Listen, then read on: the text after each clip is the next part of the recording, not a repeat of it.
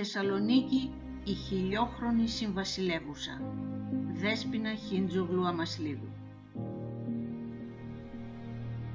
Πρώτοι οι μοναχοί μου ψιθύρισαν ότι ησυχασμός είναι στην ουσία η παραίτηση από κάθε μορφή εξουσίας και η απομάκρυνση από τις μέριμνες της ζωής.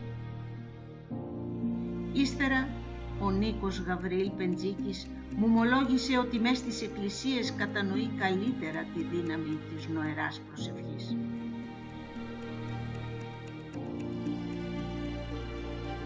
Και μετά, ο Τόλης Νικηφόρου έγραψε ποίημα και με συγκίνησε για τη φυσαρμόνικα που άκουσε ένα βροχερό κυριακάτικο πρωινό κοντά στην παραλία, τη γλάστρα που του χαμογέλασε από ένα μπαλκόνι, το χαρταετό που υψωνόταν πάνω στα κάστρα και τον ταμπλά με το ξεροψημένο σάματι.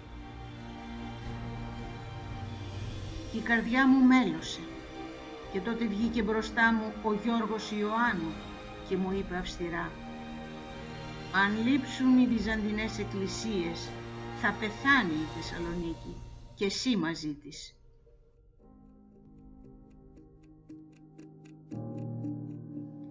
Ύστερα πήγα και περπάτησα ώρες στα τείχη.